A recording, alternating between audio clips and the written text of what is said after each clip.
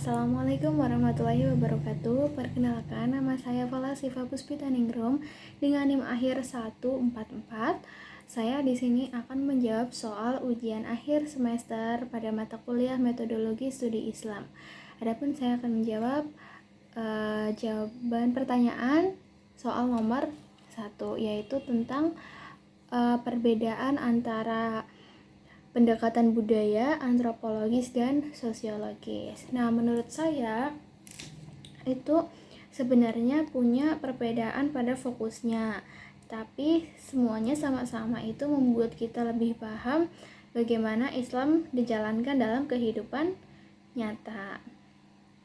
Pertama, perbedaannya pendekatan budaya itu melihat bagaimana nih ajaran Islam itu menyatu dengan budaya lokal. Nah, Allah sendiri dalam Al-Quran itu berfirman pada surat Al-Hujurat ayat 13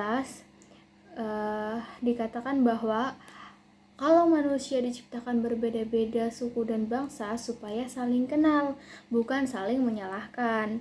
Jadi misalnya nih di Indonesia itu ada tradisi kayak tahlilan atau selamatan. Nah, selama isinya doa dan gak ada unsur syirik, itu jadi bagian dari cara masyarakat menjalankan Islam lewat budaya mereka. Nah, yang kedua ada pendekatan antropologis. Ini lebih melihat bagaimana kebiasaan dan simbol-simbol keagamaan dalam kehidupan bermasyarakat. Nah, Nabi Shallallahu Alaihi Wasallam pernah bilang dalam hadis riwayat Ahmad, aku diutus untuk menyempurnakan akhlak, yang artinya Islam itu hadir untuk membenahi apa yang sudah ada. Contohnya, kita bisa lihat gimana masyarakat suku tertentu paham soal zakat atau puasa, lalu menyesuaikannya dengan adat mereka selama gak bertentangan sama ajaran dasar Islam. Nah, itu jadi bagian dari proses mereka untuk belajar agama. Yang ketiga ada pendekatan sosiologis. Ini tuh lebih fokus ke hubungan sosial dan dampak ajaran Islamnya ke masyarakat.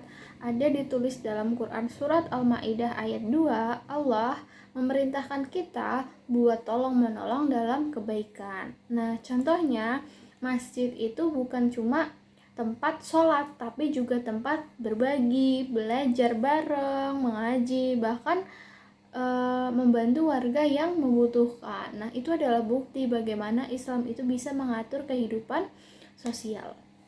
Jadi kesimpulannya adalah pendekatan budaya itu melihat Islam dari sisi budaya lokal.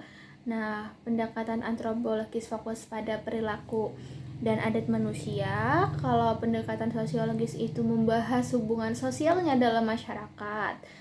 Semuanya bisa membantu kita untuk memahami Islam lebih luas, asal tetap berpegangan pada Al-Quran dan hadis. Sekian jawaban saya untuk soal nomor 1.